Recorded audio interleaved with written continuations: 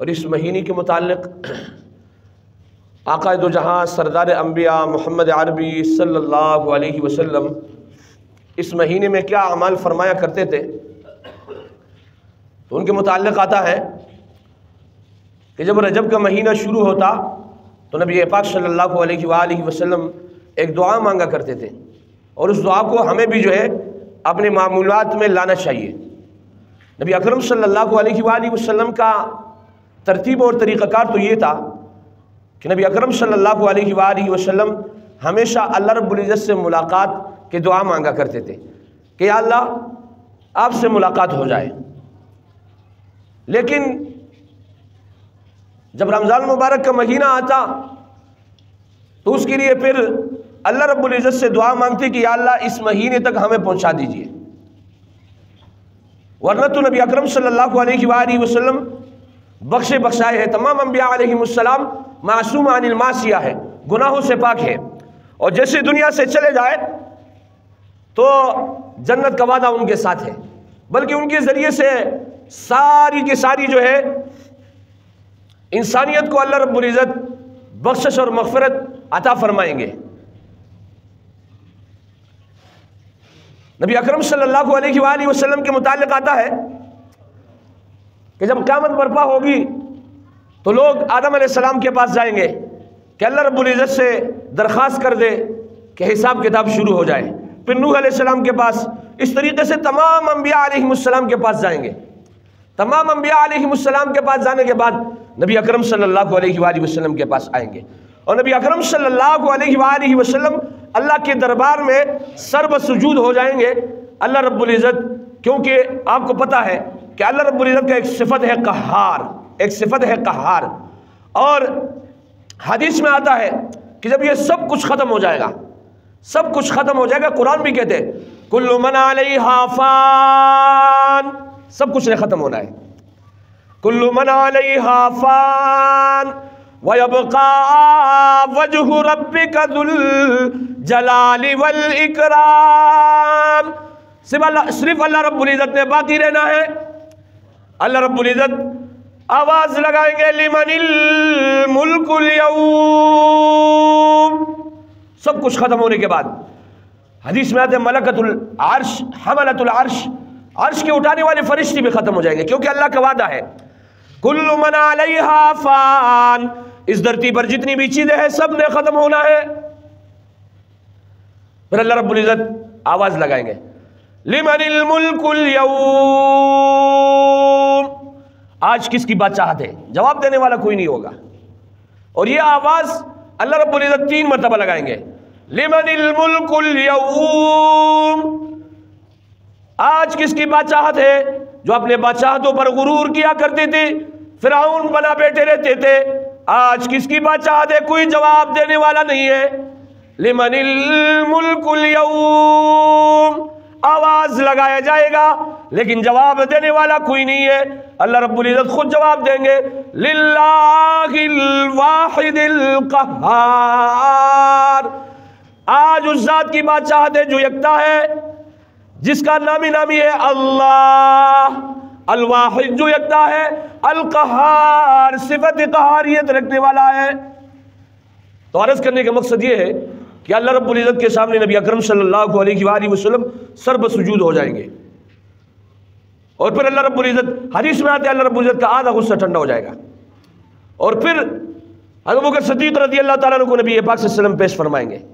نبی اکرم صلی اللہ علیہ وسلم نے ابوبکر صدیق رضی اللہ تعالیٰ عنہ کے متعلق فرمایا ہے کہ میں نے سب کا بدلہ دے دیا لیکن ابوبکر کا بدلہ اللہ رب العزت دیں گے، ابوبکر کا بدلہ اللہ رب العزت دیں گے۔ تو نبی اکرم صلی اللہ علیہ وآلہ وسلم ابوبکر صدیق رضی اللہ تعالیٰ عنہ کو لائیں گے، اور حدیث میں آتا ہے کہ ان کو دیکھنے کی وجہ سے پورا کا پورا غصہ اور قہاریت کی جو صفت ہے وہ ختم ہو جائے گی، اللہ رب العزت حساب کتاب کا سلسلہ شروع فرما دیں گے۔ اور جب ابوبکر صدیق رضی اللہ تعالیٰ عنہ کو لایا جائے گا تو نبی اکرم صلی اللہ علیہ وآلہ وسلم ان کو لائیں گے، چونکہ نبی پاک صلی اللہ علیہ وسلم نے دنیا میں کہا ہے کہ ان کا بدلہ اللہ رب العزت دیں گے، تو اللہ رب العزت ان سے کیا حساب لیں گے؟ ان کو تو دینا ہے، اللہ رب العزت دیں گے۔ عرض کرنے کا مقصد یہ ہے میرے عزیز ساتھیوں نبی اکرم صلی اللہ علیہ وآلہ وسلم کی وجہ سے پھر ایسی سفارش ہوگی کہ حساب کتاب شروع ہو جائے گا، لیکن وہ ذات، وہ ہستی اللہ رب العزت کے ساتھ ملاقات کے لیے ہمیشہ مانگا کرتے تھے۔ اگر آپ احادیث کو دیکھیں تو نبی پاک صلی اللہ علیہ وسلم فرماتے ہیں لَوَدِدْتُ أَنْ أُقْتَلَ فِي سَبِيلِ اللَّهِ، میں چاہتا ہوں کہ اللہ کے راستے میں شہید کیا جاؤں۔ لَوَدِدْتُ، میں چاہتا ہوں، میری خواہش ہے، میری تمنا ہے، أَنْ أُقْتَلَ فِي سَبِيلِ اللَّهِ، کہ اللہ کے راستے میں شہید کیا جاؤں۔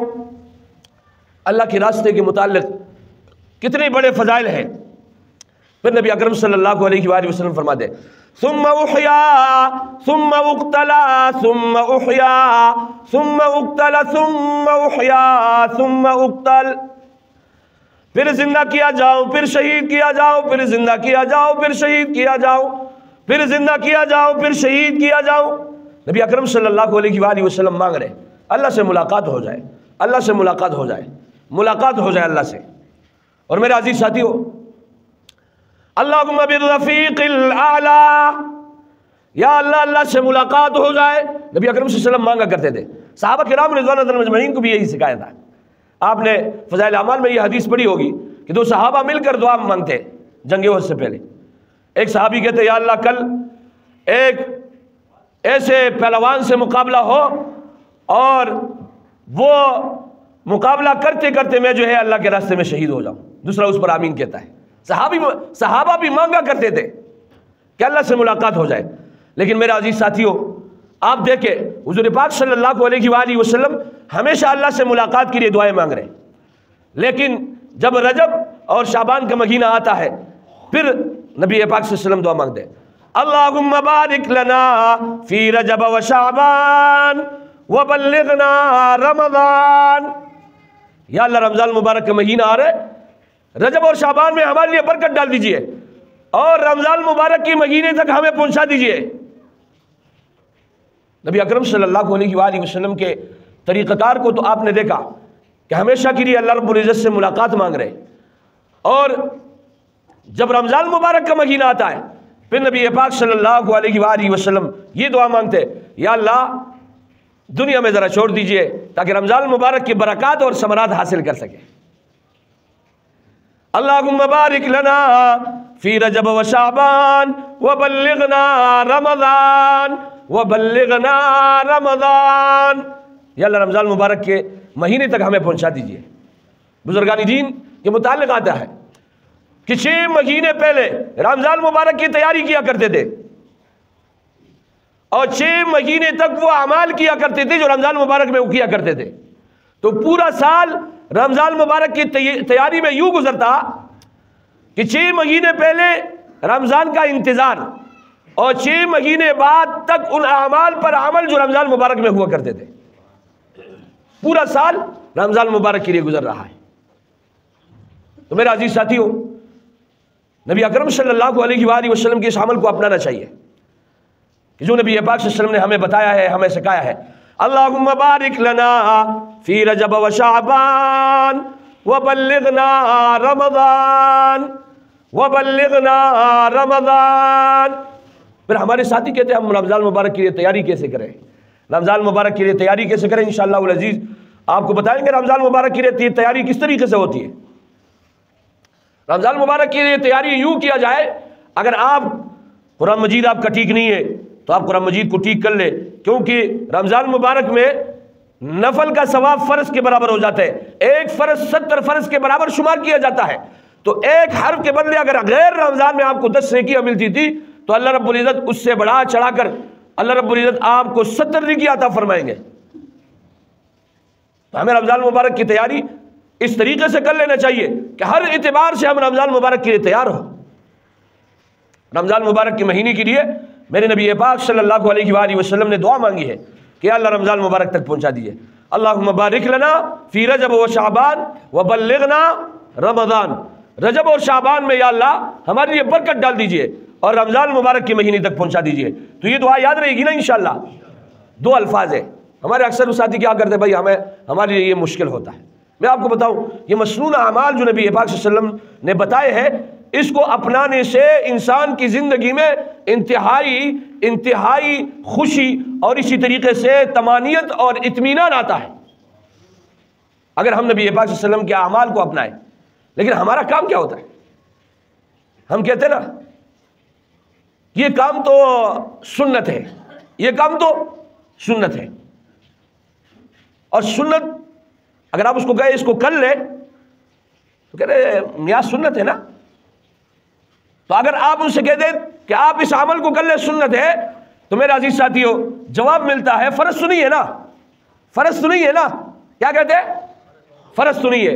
لیکن میرے عزیز ساتھیو مجھے اور آپ کو آرڈر ہے، صحابہ کرام رضوان اللہ تعالیٰ علیہم اجمعین نبی پاک صلی اللہ علیہ وسلم کے ہر عمل، ہر ادا، ہر طریقہ کار کو اپناتے تھے، اور نبی اکرم صلی اللہ علیہ وآلہ وسلم کے ہر سنت کو صحابہ نے زندہ کیا ہوا تھا۔ لیکن ہم لفظ سنت استعمال کرنے کے بعد ان سارے اعمال کو چھوڑ دیتے، بس سنت کہنے کے بعد پھر ہم کہتے ہیں فرض تو نہیں ہے نا۔ تو میرے عزیز ساتھیو نبی اکرم صلی اللہ علیہ وسلم کا ہر عمل ہماری لیے ایک سرمایہ ہے، اور اس پر عمل کرنا جنت تک پہنچانا ہے۔ نبی اکرم صلی اللہ علیہ وسلم کے اعمال اس لیے ہے کہ اس پر ہم عمل کریں اور اس کے ذریعے سے ہم جنت پہنچ جائیں۔ تو یہ دعا یاد رکھیں گے نا انشاءاللہ؟ میرے ساتھ دوہرا دیجئے پھر بات ختم کر دیتا ہوں۔ اللہم بارک لنا فی رجب و شعبان وبلغنا رمضان، اللہم بارک لنا فی رجب و شعبان وبلغنا رمضان، اللہم بارک لنا فی رجب و شعبان وبلغنا رمضان۔ اللہ رب العزت عمل کی توفیق عطا فرمائے۔ وآخر دعوانا